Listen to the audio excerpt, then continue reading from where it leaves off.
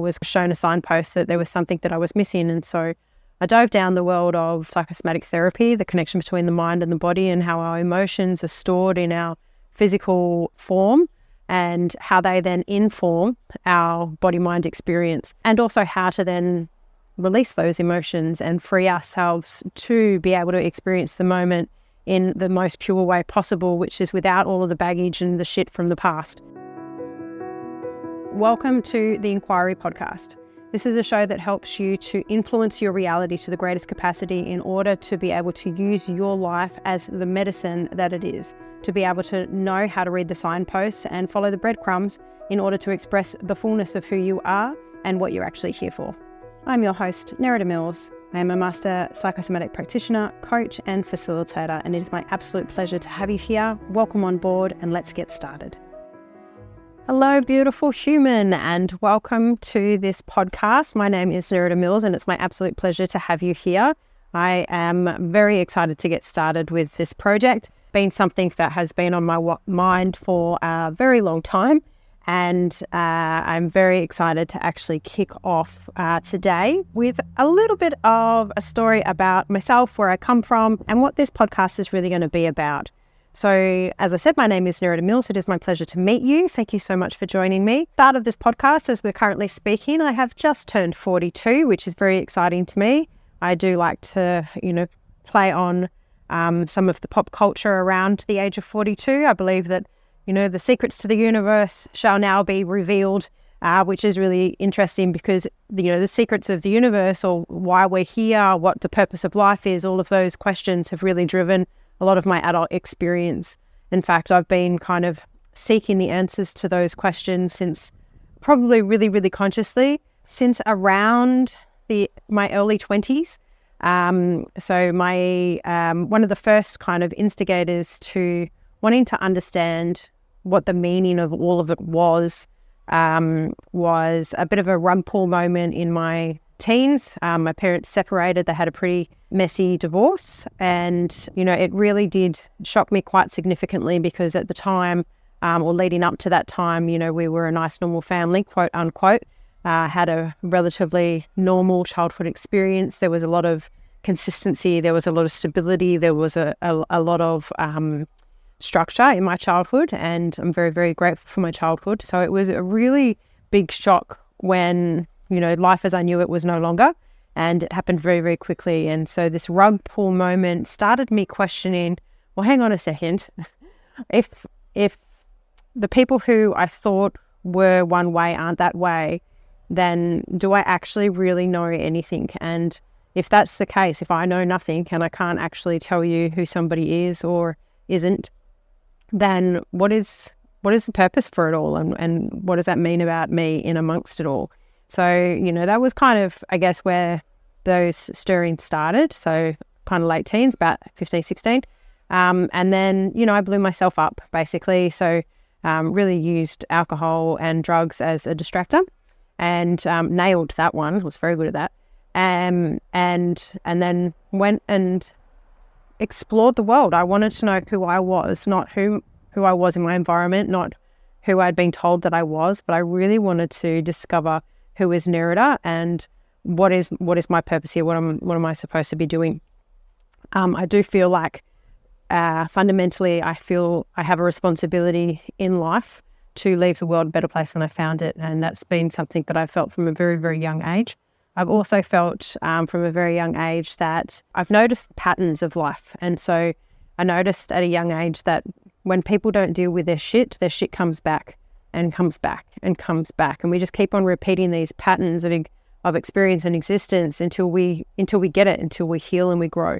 And so I knew those things at quite a young age. And so part of my traveling was really to resolve a pattern that I believed had been instigated through my parents' divorce. Now, of course, it didn't happen the way that I wanted it to. It's just life.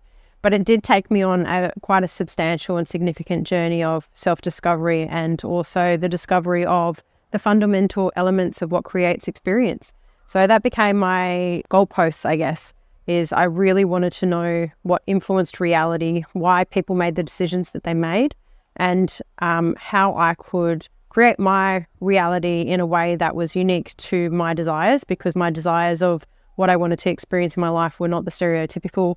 I wasn't really that keen on, coming out of high school, getting a job, buying a house and building wealth straight off the bat. That was never something that I felt aligned with. I never felt aligned with working all day in a job that paid the bills but didn't really light me up. And so I've always tried to do things a little bit differently. So I've had to look outside of the square, and I've had to look at myself outside of the square as well. So that's really been the blueprint, I guess, to what's gotten me where I am. The journey has taken me, like I say, around the world and back. It's taken me around this country in Australia a number of times, which I'm very, very grateful for those experiences. It's also gotten me in front of some of the most incredible teachers. I had the privilege of learning under a beautiful monk. His name's Dada Nanyananda for approximately 10 years or so.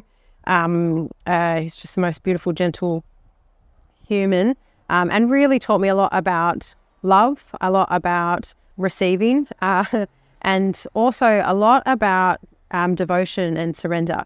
And, in amongst that time frame was also doing our own research around, quantum physics, universal laws, all of that sort of stuff. So it was a very interesting time, because at the time we were, diving deep into the spiritual reality, but also in our physical reality, in the relationship that I was in at the time was, quite volatile, and it would go from being amazing to being quite destructive very, very quickly.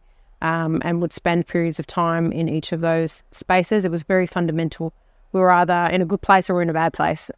He was either in a good state of mind, which meant that, meditation, yoga, a drug and alcohol-free existence was taking place, and a lot of attention and care was provided to the kids, or it was a swung the other way, and it was alcohol and drugs that drove everything, and communication obviously would fall down, control mechanisms would increase, and it would just swing between the two of those extremes through that period as well. After a period of time, we're really focused on consciously creating, so we wanted to use the law of attraction to be able to create the world that we want.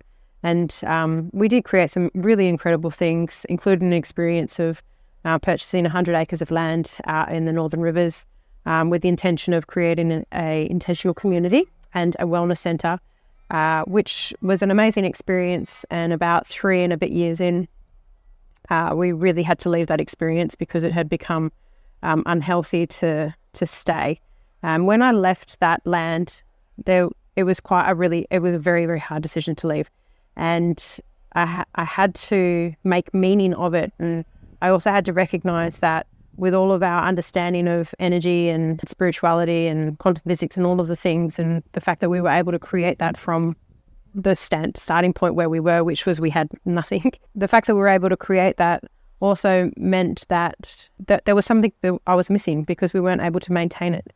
So my focus shifted gears, and I started really diving into mindset. I started diving into human behavior. With the collapse of that community, I started diving into relationship dynamics. I wanted to understand why the dynamics play out the way that they do and how to influence those. I really wanted to get how not just we create reality, but how we experience reality. And again, going deeper into the question of what makes people do the things that they do. Why do people decide or respond or react to their environment in certain ways? And what makes, one sibling react in one way, another sibling react in another way? What is a differentiating factor?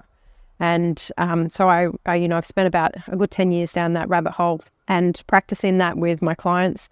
I started my business back in January 2013, and have been working with people to help them answer the same questions, and to help kind of guide that influencing factor that we all have, our ability to respond or our responsibility to our own life.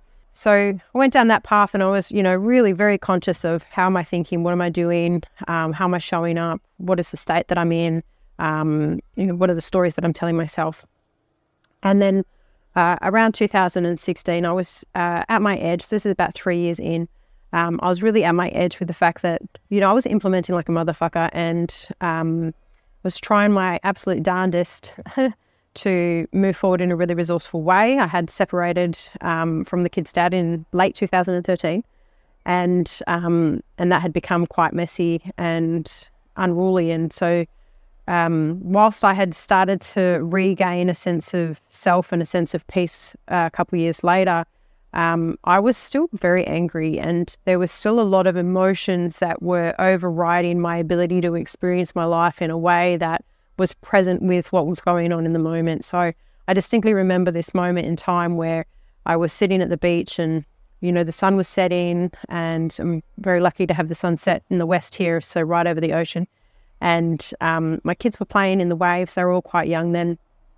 And, I could hear the seagulls in the background. I could hear the waves crashing. It was just the most beautiful, peaceful moment. And I was just so fucking pissed off, like I was angry, I was sad, I was frustrated, and it just didn't make any sense. And so again, I was kind of given this tap by the universe, I guess, was shown a signpost that there was something that I was missing. And so I dove down the world of psychosomatic therapy, the connection between the mind and the body, and how our emotions are stored in our physical form, and how they then inform our body-mind experience, and also how to then release those emotions and free ourselves to be able to experience the moment in the most pure way possible, which is without all of the baggage and the shit from the past. So I've been a psychosomatic practitioner ever since. I went and did my master's back in 2023, and have been combining all of the work that I've done over the last couple of decades with my clients since.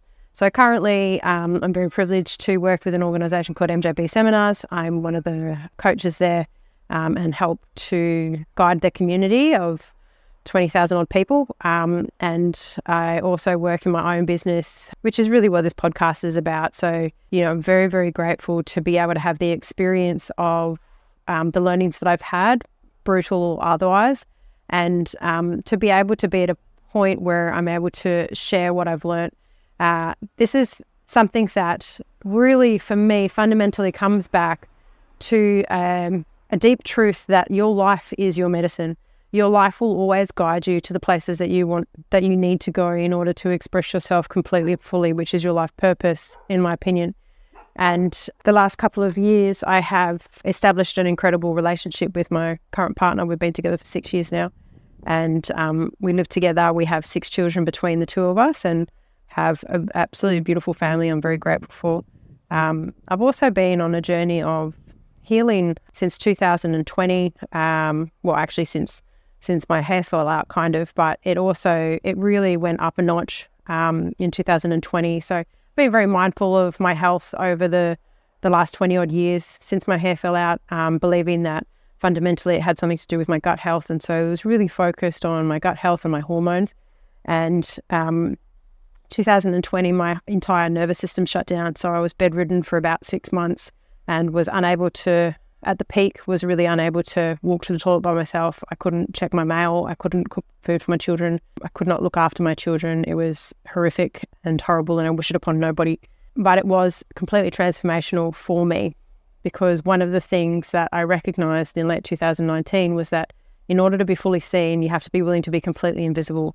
And the journey that my body's taken me on has taken me to a point of invisibility many times, where there are no hats to wear. There is no role to play. I can't be anything for anyone else, and I can't even be it for the people who are the absolute closest to me. So I've had the experience of losing all sense of self and not being able to move or use any of my normal coping mechanisms to be able to process that, and just had to sit in it for long periods of time. So it's been a very interesting journey, and one that eventually brought me to a diagnosis of Lyme disease, which they believe now that I've probably contracted back in 2001, 2002. So it's been in my system for a long time. But it has been one of those guiding factors that has brought me to this incredible place of knowing who I am.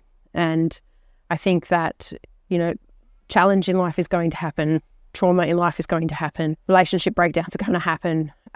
There's elements of life that we can't avoid. But if we can bring meaning to those things, and if we can use those things to help direct ourselves into greater levels of expression of self and greater levels of influence in the world around us and greater levels of contribution, then I think it's a really beautiful journey, and it can make it a little bit easier to go through some of those hard knocks. So now I really, as I said, it is my passion to help people to understand and to interpret the signposts and the breadcrumbs that your soul leaves behind to guide you along this path called life, and to really use life as your greatest personal development journey you've ever been on, to use life as your medicine, and to really be able to experience that which you are here to experience, which is all of who you are. So that's it. That's episode 1. We've made it. I'm going to keep these short and concise. I do have some plans to bring in some people and interview them.